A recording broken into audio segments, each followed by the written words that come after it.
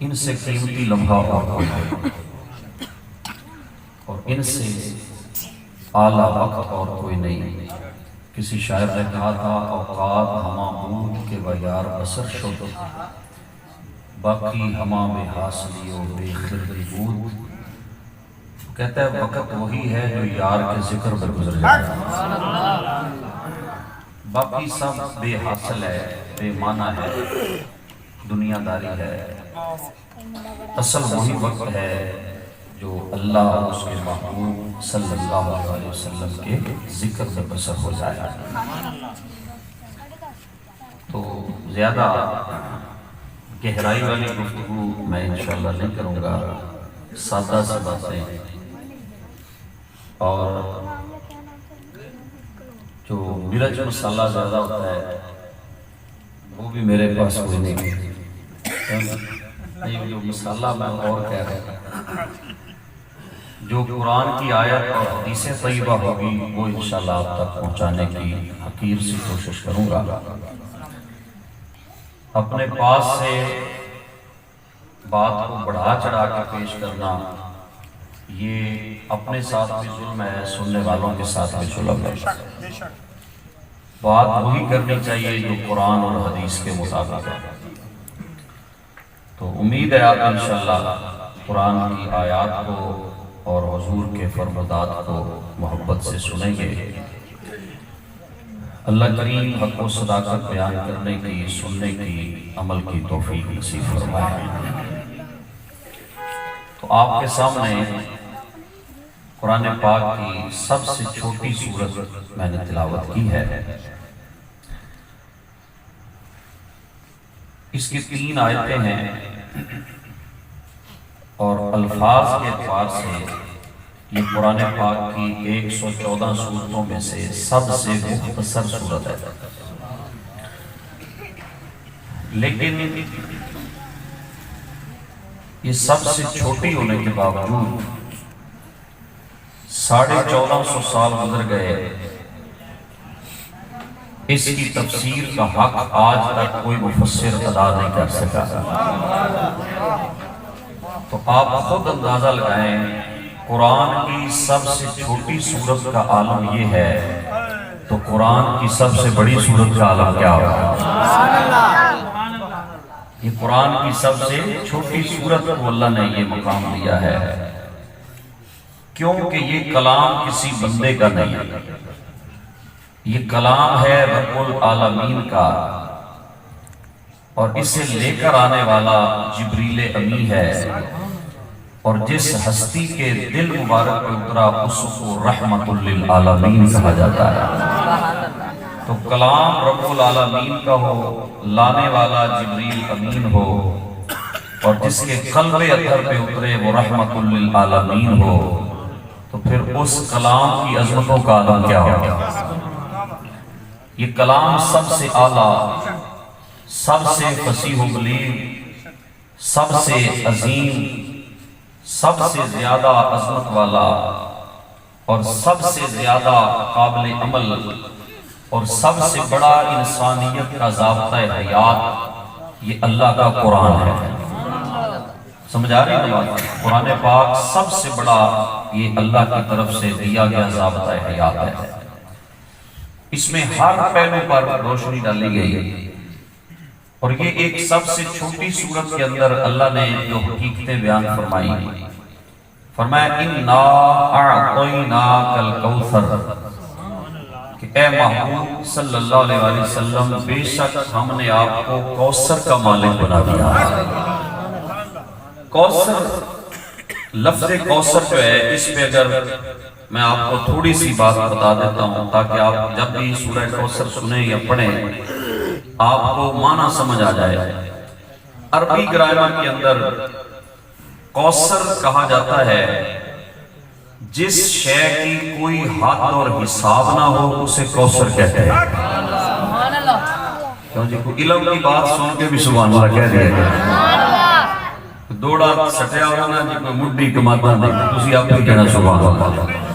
تو کوثر کا معنی کیا ہوتا ہے؟ جس کی کوئی حد اور کوئی حساب نہ ہو، جس کی گنتی نہ ہو سکے، جس کی گنتی نہ ہو سکے، عربی میں اسے کوثر کہا جاتا ہے، جس کو کسی پیمانے میں تولا نہ جا سکتا ہو، کسی ترازو میں تولا نہ جا سکتا ہو، جس کو کسی پیمانے میں ماپا نہ جا سکتا ہو، جسے کسی تھرمامیٹر کے ساتھ جس کی حساب اور گنتی نہ ہو سکے، عربی والے اس کو کوثر کہتے ہیں۔ تو اللہ نے کوثر کہہ کے بتا دیا، فرمایا دنیا والوں ہر شے کی تم گنتی کر سکتے ہو، نہ دینے والے رب کی عظمتوں کی گنتی کر سکتے ہو، نہ لینے والے محمد کی عظمتوں کی گنتی کر سکتے ہو صلی اللہ علیہ وسلم۔ فرمایا گنتی تم کر ہی نہیں سکتے۔ کیلکولیٹر آپ کے موبائلوں میں ہے، گھر جا کے تجربہ کریں، ادھر نہیں کرنا، کیوں جی گھر جا کے تجربے کریں، موبائل میں تجربہ کر لیں، کیلکولیٹر میں تجربہ کریں، حساب کریں، آپ 100 کو 100 سے ضرب دے دیں، پھر آگے اور ضرب دے دیں، ضرب دیتے جائیں، چند منٹوں کے بعد آپ کے آگے وہ کیلکولیٹر لاجواب ہو جائے گا، اس سے آگے گنتی نہیں آئے گی۔ آپ کے کیلکولیٹر یہ محدود چیزوں کو گن سکتے ہیں، ایک حد سے آگے جا کر ان کی گنتی جواب لے جاتی ہے، ان کی اس سے آگے کیپیسٹی ختم ہو جاتی ہے، اور جہاں ساری گنتیاں ختم ہو جائیں، جملہ سن لیں، جہاں ساری گنتیاں ختم ہو جائیں، جہاں سارے حساب ختم ہو جائیں، اللہ فرماتا ہے ہم نے مصطفیٰ کو اس سے آگے عظمت عطا فرمائی، کوثر کا مالک بنا دیا۔ فرمایا محبوب تجھے ہم نے جو بھی دیا، جو کچھ عطا فرمایا، یہ سارے کا سارا ہم نے بے حساب ہی عطا فرمایا۔ محبوب ہم نے حساب والا معاملہ ہی ختم کر دیا۔ حساب محبوب سب سے کیا جا سکتا ہے، لیکن محبوب تجھے تو ہم نے حبیب بنایا ہے، ہم نے بے حساب نوازا، بے حساب نوازا کہ دنیا کے شعور، دنیا کی عقلیں، دنیا کی سمجھ، دنیا کا علم یہ ختم ہو جائے گا، لیکن تیری عظمتوں کا حساب کوئی نہیں کر سکتا۔ حضرت شیخ سعدی رحمۃ اللہ علیہ نے فرمایا تھا کہ دفتر تمام گشت و بپایا رسید عمر، ما ہم چنا در اول وصفے تمام دا ایم۔ شیخ سعدی کہتے ہیں سارے دفتر کاپیوں کے ختم ہو گئے، زندگیاں ختم ہو گئی، لیکن ہم تو ابھی یار کے پہلے وصف کا حساب نہیں کر سکے تھے۔ ما ہم چنا در اول وصفے تمام دا ایم، حضور ابھی تو ہم آپ کے پہلے وصف کی بھی گنتی نہیں کر سکے۔ یار حضرت نے کہا تھا کہ سرور کہوں کہ مالک و مولا کہوں تجھے، سرور کہوں کہ مالک و مولا کہوں تجھے، باغ خلیل کا گلے زیبا کہوں تجھے، تیرے تو وصف عیب تناہی سے ہے بڑی۔ حضور گنتی آپ کے وصف نہیں کر سکتی، گنتی آپ کے وصفوں کے ساتھ ہے ہی نہیں، تیرے تو بس عیب تناہی سے ہے بری، حیران ہوں میرے شاہ میں کیا کیا کہوں تجھے، لیکن رضا نے ختم سخن اس پہ کر دیا، لیکن رضا نے ختم سخن اس پہ کر دیا، خالق کا بندہ خلق کا آقا کہوں تجھے، سرور کہوں کہ مالک و مولا کہوں تجھے، باغ خلیل کا گلے زیبا کہوں تجھے۔ یہ اللہ نے محبوب کو کوثر کا مالک بنا دیا۔ اب کوثر کا سادہ زمانہ سمجھ آ گیا، تو اس کا مطلب ہے جو بندہ حساب کر رہا ہو، جو بندہ نقطے کی بات سن لیں، حساب کر رہا ہو کہ اللہ نے حضور کو اتنا دیا ہے، اتنا دیا ہے، دوسرا کہے نہیں جی اتنا دیا ہے، تیسرا بولے جی اتنا دیا ہے، تو سمجھ جائیں اس کی عقل بالکل ختم ہو چکی ہے، اس کی عقل، شعور، علم اس میں ہے ہی نہیں، کیونکہ جو رسول اللہ کی عظمت کی گنتی کرے اس کا مطلب ہے اس کے اندر عقل ہی کوئی نہیں، کیونکہ مصطفیٰ کو عقل سے نہیں تولا جا سکتا، مصطفیٰ کو عشق سے مانا جا سکتا ہے۔ رسول اللہ صلی اللہ علیہ وسلم، میں آپ کو تھوڑی سی اور وضاحت کر دیتا ہوں، جب حضور شب معراج گئے تو اے معراج سی راز محبتاں دا، اے معراج سی راز محبتاں دا نہیں سی ہر دی سمجھ وچ آن والا۔ سدیا طالب تے گیا مطلوب تے، جبرائیل سی سد لے جان والا۔ بازے کہندے نے بنا دروازیاں دے کیویں گیا سی عرش تے جان والا۔ فلسفی پھنسے ہوئے ہیں، منطقی پھنسے ہوئے ہیں، کچھ اپنے بھی پھنسے ہوئے ہیں، کچھ غیر بھی پھنسے ہوئے ہیں۔ بازے کہندے نے بنا دروازیاں دے کیویں گیا سی عرش تے جان والا۔ کوئی عمر عقل نو اوتھے دخل کیے، جانے جان والا یا نہ جان والا؟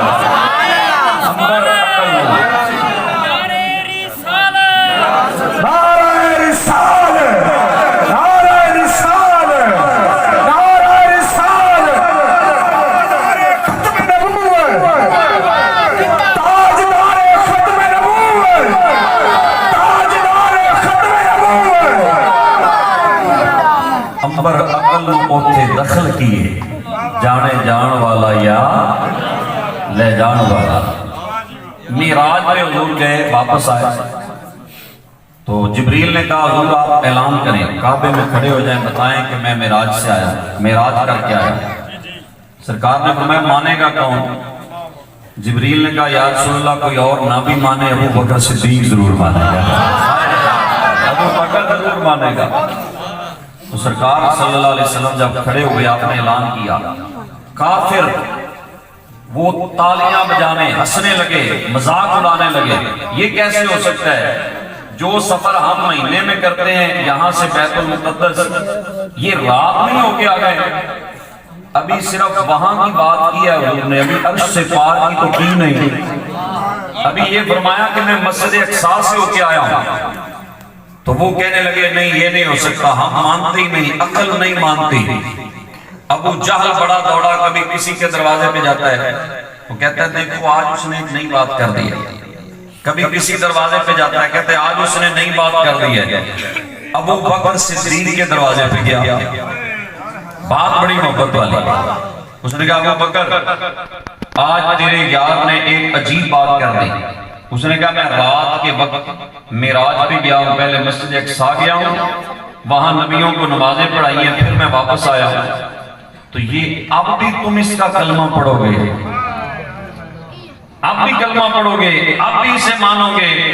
صدیق اکبر رضی اللہ عنہ نے فرمایا کوئی اور کہے تو ناممکن ہو سکتا ہے، اگر میرے محبوب نے کہا ہے تو جو بھی کہا ہے سچ ہی حضور نے فرمایا، حضور نے جو فرمایا ہے سچ فرمایا ہے۔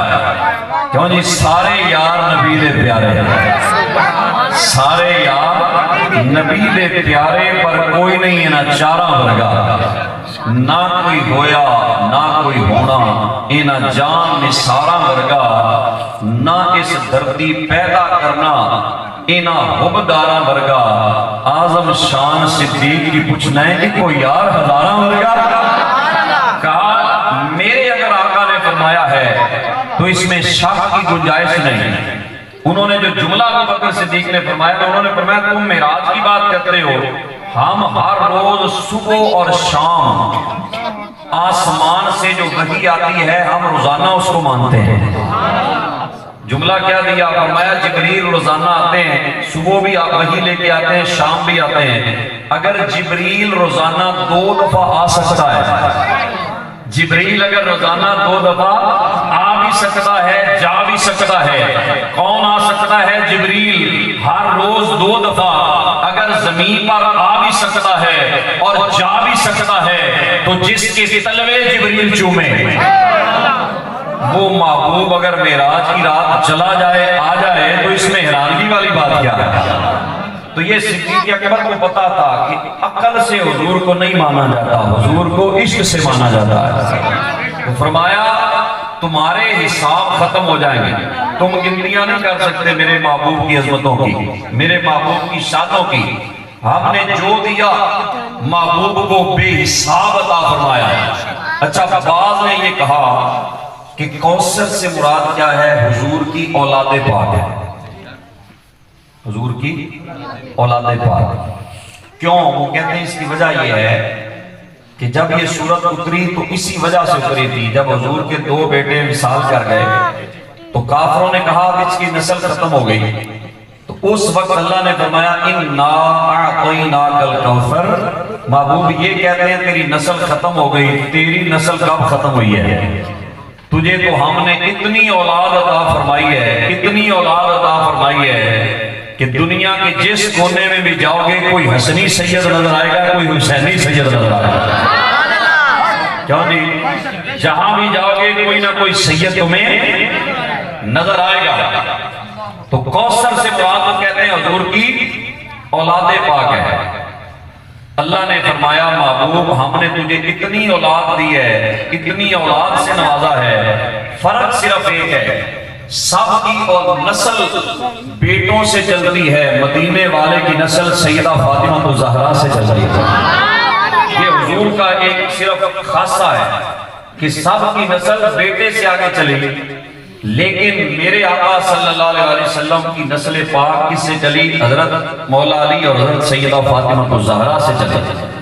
ان کے جو بیٹے ہوئے میرے آقا نے فرمایا یہ پیدا تو علی کے گھر میں ہوئے، یہ پیدا تو سیدہ زہرا کے گھر سے ہوئے، لیکن حازان ابنایا، حضور نے فرمایا حسن بھی میرا بیٹا ہے، حسین بھی میرا بیٹا ہے۔ یعنی یہ دونوں حضور کے بیٹے ہیں، ان سے جو نسل چلے گی فرمایا وہ نسل مصطفیٰ ہوگی، ان کی جو اولاد ہوگی اولاد مصطفیٰ ہوگی، ان کے جو بچے ہوں گے رسول اللہ کی نسل گنے جائیں گے، جو حسن کی اولاد میں سے ہوگا وہ حسنی سید کہلائے گا، جو حسین کی اولاد میں سے ہوگا وہ حسینی سید کہلائے گا۔ کوثر فرمایا محبوب یہ کہتے ہیں تیری نسل ختم ہو گئی، محبوب تیری نسل ختم نہیں ہو سکتی، تیری نسل میں تو ابھی حسن مجتبیٰ جیسا بیٹا آئے گا۔ ابھی توجہ فرمائیں تو پھر آگے میں چلاتا ہوں کام۔ تیری نسل میں تو حسن مجتبیٰ جیسا بیٹا آئے گا، تیری نسل میں تو سید الشہداء حسین جیسا بیٹا آئے گا۔ کیوں جی؟ یہ بھی آکے سب کو پتا چل جائے کہ ہم صرف اصحاب رسول کو نہیں، ہم حضور کی آل پاک کے بھی غلام ہیں۔ اللہ نے کوثر سے مراد علماء لکھتے ہیں کہ حضور کی اولاد کی طرف اشارہ فرمایا تیری نسل میں تو حسن مجتبیٰ جیسا بیٹا آئے گا، تیری نسل میں تو حسین سید الشہداء جیسا بیٹا آئے گا، تیری نسل میں تو امام زین العابدین جیسا شہزادہ آئے گا، تیری نسل میں تو امام محمد باقر جیسا بیٹا آئے گا، تیری نسل پاک میں تو امام جعفر صادق جیسا بیٹا آئے گا، تیری نسل پاک میں تو امام موسیٰ کاظم جیسا بیٹا آئے گا، تیری نسل پاک میں تو امام علی رضا جیسا بیٹا آئے گا، تیری نسل پاک میں تو امام علی تقی، علی نقی، حسن عسکری، اور تیری نسل میں تو غوث اعظم جیسا بیٹا آئے گا، اور تیری نسل میں دادا علی حجویری آئے گا، اور 90 لاکھ کو کلمہ پڑھانے والا خواجہ معین الدین چشتی اجمیری آئے گا۔ یہ حضور کی نسل پاک مراد ہے۔ ایک تفسیر میں نے آپ کو بتائی ہے کہ اس سے مراد حضور کی بولے آل ہے، یہ ایک تفسیر میں نے آپ کے سامنے پیش کی ہے۔ دوسری تفسیر وہ یہ ہے کہ اس سے مراد ہے کہ حضور صلی اللہ علیہ وسلم کو جنت میں اللہ نے ایک نہر عطا فرمائی، وہ نہر کیا ہے؟ کوثر، نہر کوثر، کہ حضور جنت میں یہ نہر سرکار کو اللہ نے عطا فرما دی۔ اور ایک تفسیر یہ ہے کہ اس سے مراد حوض کوثر ہے، قیامت کے دن حضور کے ہاتھوں میں وہ پیالہ ہوگا اور سرکار اپنے غلاموں کو کوثر کے جام عطا فرمائے گا۔ توجہ ہے، حوض کوثر مراد ہے جس کے 4 کنارے ہیں۔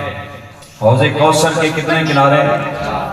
4، اور اس کے اندر جو پانی ہے وہ سرکار نے فرمایا وہ شہد سے زیادہ میٹھا ہوگا، شہد سے میٹھا، دودھ سے زیادہ سفید ہوگا، اور جو ایک بار پیے گا آقا علیہ السلام نے فرمایا پھر کبھی اسے پیاس نہیں لگے گی۔ حوض کوثر کا پانی، اور پوچھا حضور اس کے پیالے کتنے ہوں گے جو غلام پیئیں گے؟ حضور نے فرمایا آسمان کے جتنے ستارے ہیں نا اتنے اللہ مجھے حوض کوثر کے پیالے عطا فرمائے گا۔ حوض کوثر کے پیالے کتنے ہوں گے؟ آسمان کے ستاروں جتنے، کہ جو بھی غلام آئے گا میرے آقا اسے اپنے ہاتھوں سے جام عطا فرمائے گا۔ تو کوثر سے مراد وہ حوض ہے جو روز محشر جس پر اللہ کا نبی کھڑا ہو کر اپنے غلاموں کو پانی عطا فرمائے گا، اور غلام وہ پانی پیئیں گے اور پھر اسی پانی سے پیاس بجھا کے جنت میں چلے جائیں گے۔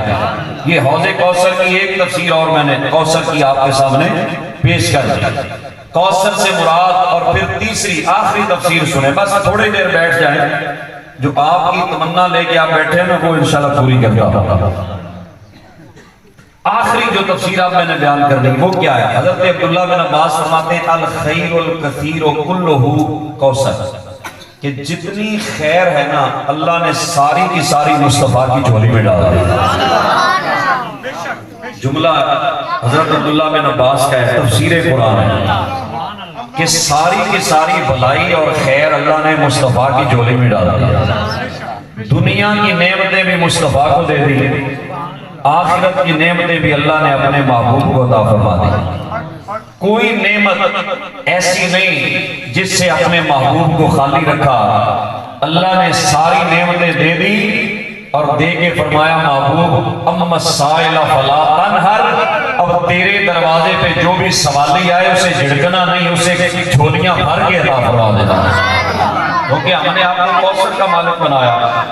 حضرت امام حسین رضی اللہ تعالیٰ عنہ اور حاتم طائی کے پوتے کی ملاقات ہو گئی، تو وہ حاتم طائی کا پوتا کہنے لگا کہ میرا دادا بڑا سخی تھا۔ فرمایا کس طرح؟ اس نے کہا جی اس کی حویلی کے 10 دروازے تھے، ایک بندہ ایک دروازے سے جاتا وہ اس کو دیتا، پھر وہی بندہ دوسرے سے آتا وہ اس کو پھر دیتا، وہی بندہ تیسرے دروازے سے آتا وہ اسے پھر دیتا، وہ 10 بار مانگتا لیکن میرا دادا اسے جھڑکتا نہیں تھا۔ یہ بڑی سخاوت ہے کہ ایک بار فقیر آئے تو بندہ دے کے کیا کرتا ہے، دوبارہ آئے تو جھڑک دیتا ہے، یار ابھی تو تم لے گئے ہو، لیکن وہ 10 بار مانگتا آتا تھا تو حاتم بھائی کیا کرتا، اس کو 10 بار بھی دے کر جھڑکا نہیں کرتا تھا۔ بڑا سخی تھا، سخاوت میں بڑا مشہور ہے۔ جب اس نے کہا نا میرا دادا بڑا سخی تھا، 10 بار بھی کو مانگتا اسے دیتا، تو آگے سے میرے آقا حسین بولے، فرمایا وہ کیڑی سخاوت ہے کہ 10 باری خیر دیتی تو پھر بھی وہ مانگتا ہی رہا، کیوں جی 10 بار خیر دی، 10 بار دی، پھر بھی وہ مانگنے والا ہی رہا۔ ایک بار اس نے دی، وہ دوسرے دروازے سے پھر آ گیا، دوسرے سے خیر دی، وہ پھر تیسرے دروازے سے آ گیا، چوتھے دروازے پہ پھر آیا، پھر بھی جھولی نہیں بھری، 5ویں دروازے پہ آ گیا، پھر بھی جھولی نہیں بھری، وہ 6ٹھے دروازے پہ آ گیا، 10 دروازے پھر کے بھی وہ منگتے کا منگتا رہا۔ لیکن آؤ میرے نانا کی حویلی کے 10 دروازے نہیں تھے، ایک حجرہ تھا جو ایک بار مانگنے آیا ہے، میرے نانا نے اسے نوازا ہے۔ فرمایا پھر وہ مانگنے والا نہیں رہا، میرے نانا نے جسے نوازا ہے وہ منگتا نہیں رہا، کائنات کا داتا بن کے گیا، کیونکہ اللہ نے کوثر کا مالک حضور کو بنایا ہے۔ فرمایا محبوب ہر خیر ہم نے تجھے عطا فرما دی، ہر بھلائی تجھے دی ہے، جو بھی منگتا آئے محبوب خالی نہیں موڑنا، جھولیاں بھر کے عطا فرما دی۔ اچھا حضور کے پورے جسم پاک کی بات نہیں میں کر رہا، جسم میں ایک حصہ ہوتا ہے بازو، بازو میں ایک ہوتا ہے ہاتھ، ہاتھ میں ہوتی ہے انگلی، ابھی پہنچے نہیں، ہاں جی ابھی آپ چنگی بھی پہنچے ہیں، اس سے آگے نہیں گئے، انگلی ہوتی ہے آگے، ہاتھ اس میں 5 انگلیاں، 5 میں ایک انگلی ہوتی ہے، جس کی انگلی کا کمال یہ ہے،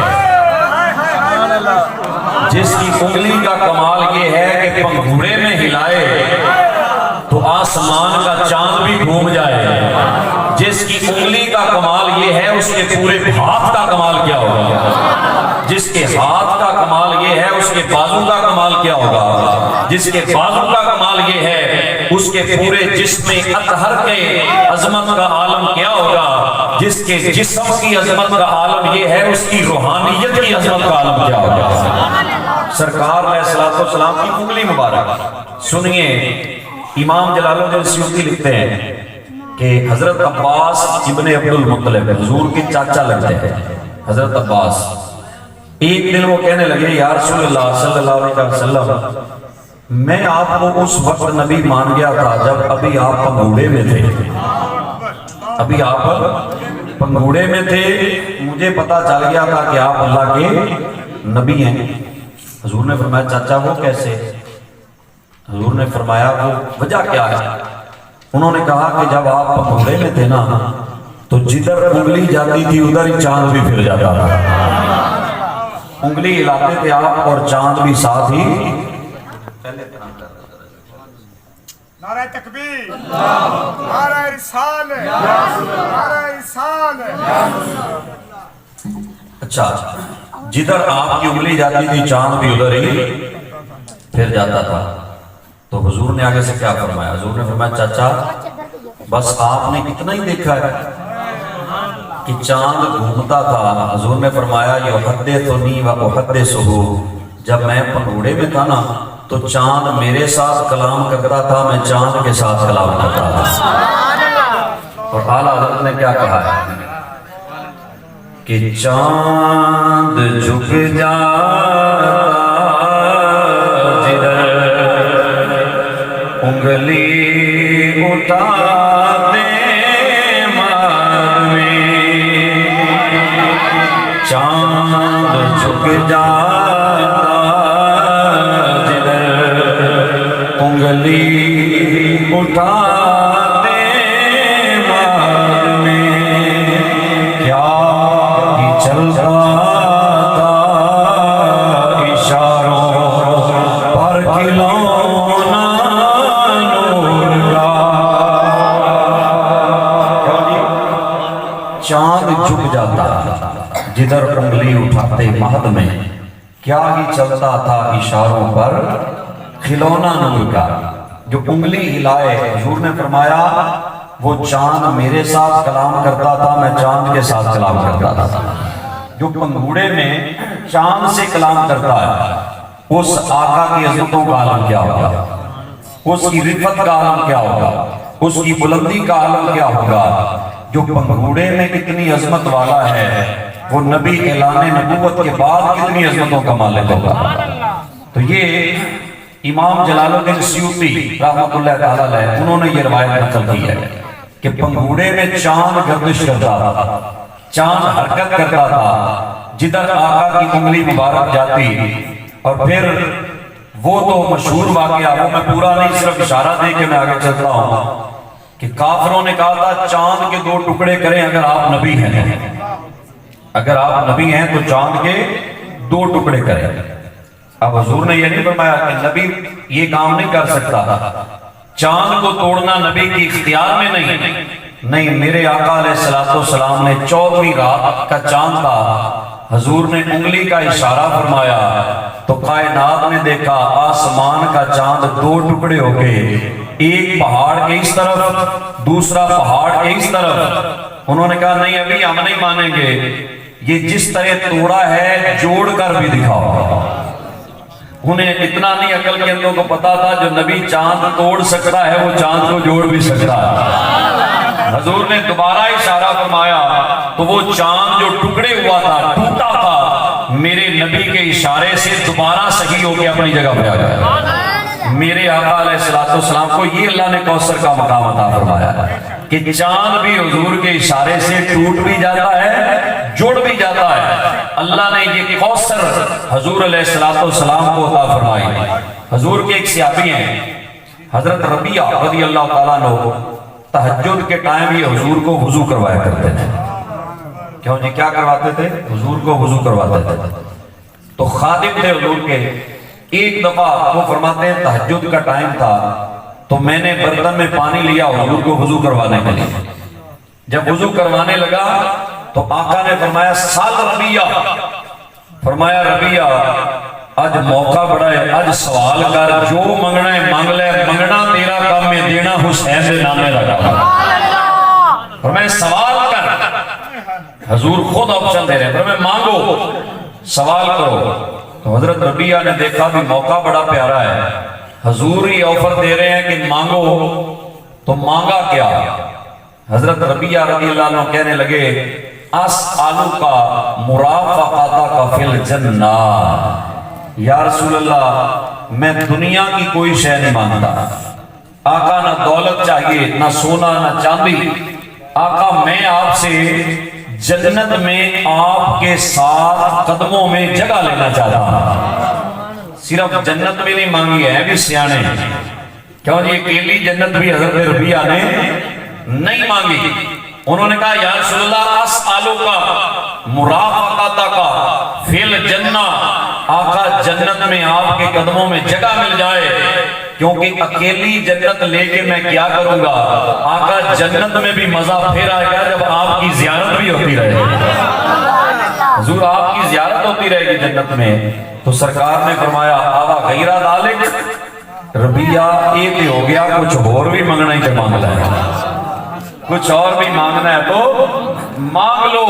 لیکن حضرت ربیہ نے کہا یا رسول اللہ بس تجھ سے تجھی کو مانگ کر، تجھ سے تجھی کو مانگ کر، مانگ لی ہے ساری کائنات، اٹھتے نہیں ہے ہاتھ میرے اب اس دعا کے بعد۔ آقا اب کسی اور شے کی مجھے ضرورت نہیں ہے، آقا جنت میں آپ کے قدموں میں جگہ مل جائے، اس سے بڑی سعادت اور کوئی نہیں، اس سے بڑا شرف حضور میرے لیے اور کوئی نہیں۔ آقا جنت میں آپ کے قدم مبارک کے اندر مجھے جگہ مل جائے، تو حضور نے بتا دیا نبی چاہے تو جنت بھی دے سکتا ہے، جنت میں اپنی رفاقت بھی عطا فرما سکتا ہے۔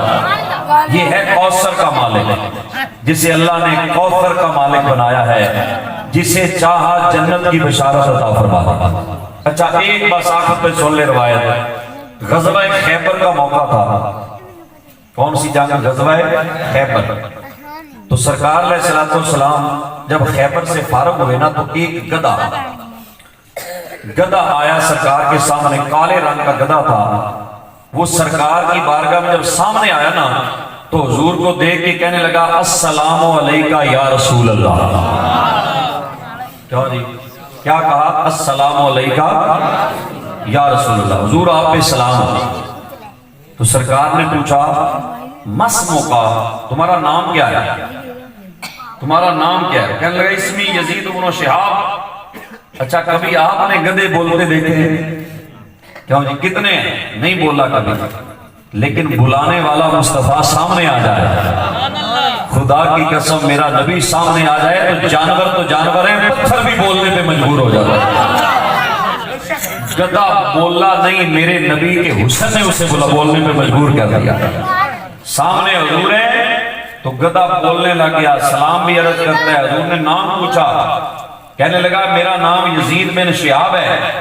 حضور نے فرمایا نہیں، تیرا نام آج کے بعد یافور ہے، تیرا نام یافور ہے۔ اس نے کہا یا رسول اللہ صلی اللہ علیہ وسلم میرا مالک پہلے نا ایک یہودی تھا، تو وہ میرے اوپر بیٹھنے کی جب کوشش کرتا نا تو میں اسے گرا دیتا تھا۔ حضور میں وہ بیٹھ نہیں دیتا ہوتے، کیوں؟ کہنے لگا یا رسول اللہ میرے آباء و اجداد میں سے 60 گدھے ایسے گزرے ہیں جن پر نبی بیٹھے ہیں، اور میں اس خاندان کا آخری گدھا ہوں، اور آپ نبیوں میں سب سے آخری نبی ہیں، آپ نبیوں میں سب سے آخری نبی ہیں۔ اتنا شعور تو گدھے کو بھی ہے۔ تھوڑی دیر ٹھہر کے سبحان اللہ کہہ رہے، جانور ہے، کوئی کتاب نہیں پڑھا، کوئی علم اس کے پاس نہیں ہے، جانور عقل اس میں نہیں، لیکن اتنا پتہ جانور کو بھی ہے کہ اللہ نے مصطفیٰ کو آخری نبی بنا کے کائنات میں بھیجا ہے۔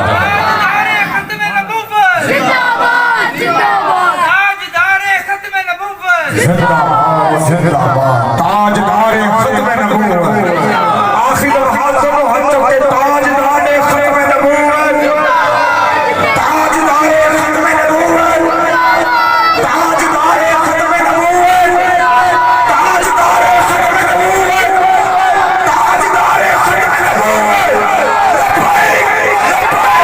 لبیک یا رسول اللہ، لبیک یا رسول اللہ،